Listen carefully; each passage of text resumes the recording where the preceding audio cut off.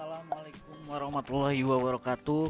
Kembali lagi bersama kami di Ganteng YouTube, YouTube-nya orang ganteng.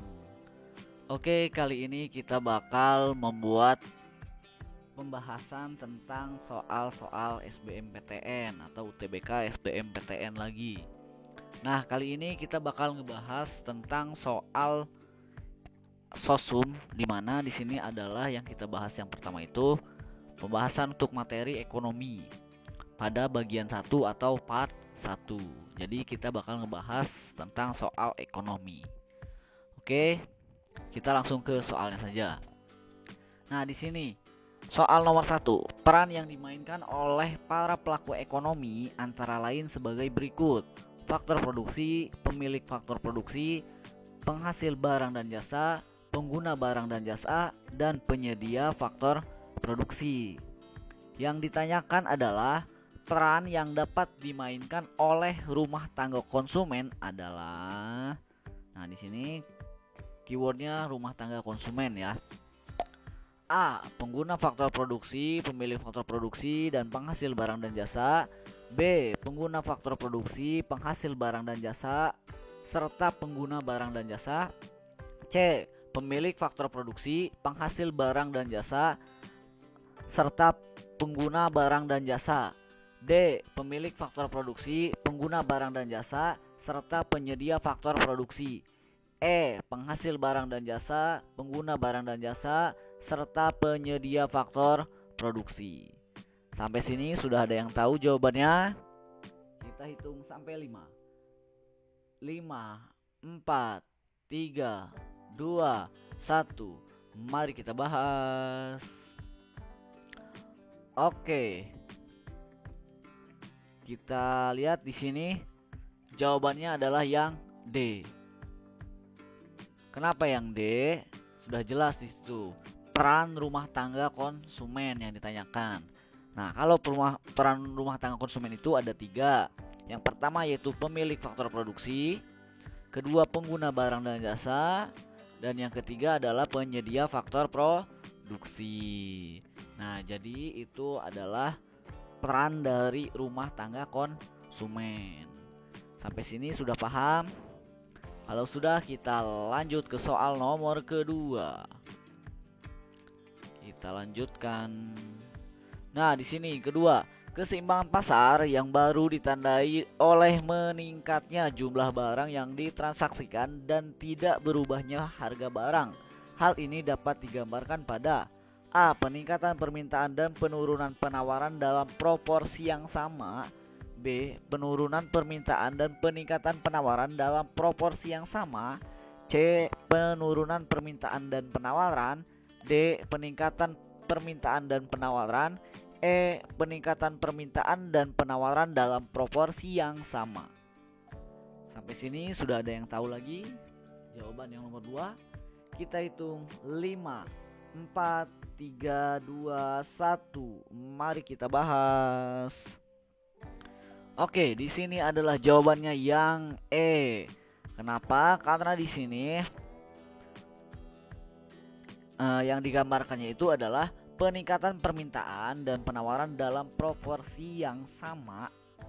Keseimbangan pasar yang baru, harga tidak berubah, meningkatnya jumlah barang. Nah, jadi di sini itu peningkatan permintaan dan penawaran dalam proporsi yang sama. Karena ketika permintaan dan penawarannya ini meningkat dalam proporsi yang sama, maka keseimbangan pasar itu harganya tidak berubah.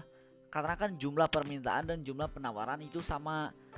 Yang berubah itu ketika jumlah permintaan dan jumlah penawarannya itu berbeda, maka dia itu akan mengalami perubahan harga. Tetapi kalau peningkatan penawaran dan permintaannya ini sama jumlahnya, maka dia harganya tidak akan berubah walaupun jumlah barangnya itu meningkat gitu. Tetap karena permintaannya meningkat, penawarannya juga meningkat. Jadi seimbang gitu.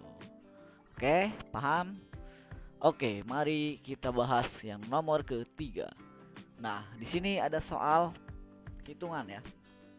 Ketika harga per unit suatu barang Rp 100.000, jumlah barang yang ditawarkan 50 unit. Dan ketika harga per unit turun menjadi 50.000, jumlah barang yang ditawarkan menjadi 30 unit. Nilai koefisien elastisitas penawaran barang tersebut bersifat A. elastis, B. inelastis, C. unitary, D. elastis sempurna, E. inelastis sempurna. Oke, sampai sini sudah ada yang paham jawabannya. Kita hitung lagi. 5, 4, 3, 2, 1. Mari kita bahas. Nah, di sini itu karena sulit ya, susah bikin ininya, bikin formatnya. Sini jawabannya B ya, inelastis. Kenapa B? Nah, kita bahas di sini. Nah, di sini untuk rumus elastisitas itu ada delta Q dibagi delta P dikali P dikali Q. Nah, di sini itu kan tadi P dan Q-nya itu kan yang pertama itu 50. Nah, yang kedua itu 30 atau jumlah permintaannya itu kan ya. Di sini itu kan. Nah, jumlah yang penawarannya itu yang ditawarkan 50. Kemudian turun menjadi 30. Nah, berarti di sini 50 dikurangi 30 ya, hasilnya 20. Nah, terus harganya itu kan yang pertama itu 100, kemudian turun jadi 50.000. Nah, berarti 100 dikurangi 50.000 hasilnya 50.000. Nah, terus nilai P yang awal dan Q yang awal. Nilai P awal kan harganya 100.000 dengan jumlah unit 50 unit ya. Nah, delta Q dan delta P ini delta Q itu Q1 dikurangi Q2, delta P itu P1 dikurangi P2 gitu ya. Nah, kita udah ketemu nih 20 dibagi 50.000 dikali 100.000 dibagi 50 unit gitu ya. Nah, berdasarkan ini hasilnya ini ketika dihitung di sini hasilnya 0,8 ya. Itu 0,8. Nah, 0,8 itu termasuk ke dalam inelastis. Kenapa termasuk ke dalam inelastis? Karena dia nilainya itu di bawah 1. Kalau misalkan 1 di atas 1 berarti dia termasuk ke elastis. 1 atau ke atas elastis. Ya, paham kan untuk pembahasan yang ini? Oke, kita lanjutkan ke nomor yang keempat. Nah, jenis biaya yang tidak perlu dikeluarkan oleh perusahaan ketika tidak berproduksi adalah A. biaya tetap, B. biaya total, C. biaya marginal, D. biaya variabel, dan E. biaya peluang. Oke, sampai sini sudah ada yang tahu jawabannya. Kita hitung 5, 4, 3, 2, 1. Mari kita bahas. Nah, di sini biaya yang tidak diperlukan atau tidak dikeluarkan oleh perusahaan ketika tidak berproduksi adalah biaya variabel.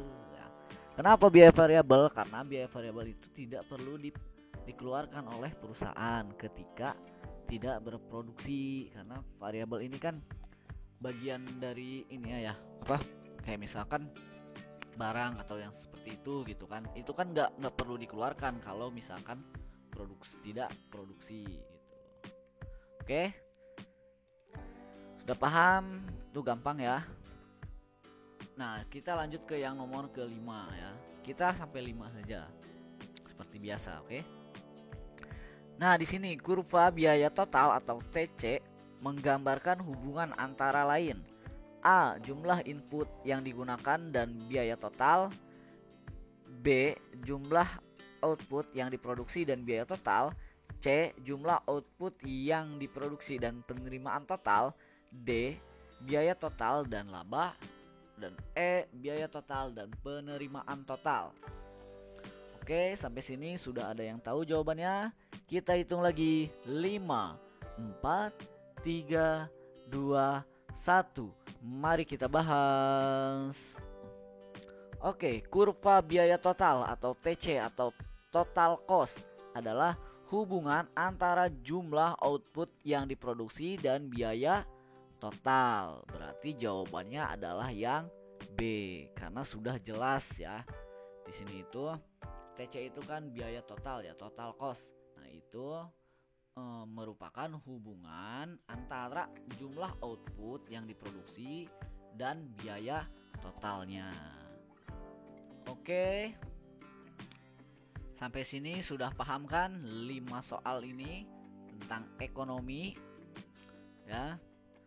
Mungkin untuk kali ini itu saja pembahasannya. Semoga bisa paham tentang soal-soal ekonomi ini.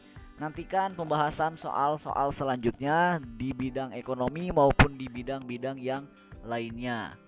Jika ingin pembahasan soal yang lain, kalian bisa ditulis aja di kolom komentar bahas soal apa gitu. Nanti insya Allah nanti kita bakal buat ya. Oke, cukup sekian dari kami. Kurang lebihnya mohon maaf. Ilmu dan baktiku berikan, adil dan makmur ku perjuangkan. Salam ganteng YouTube, YouTube-nya orang ganteng. Terima kasih. Wassalamualaikum warahmatullahi wabarakatuh.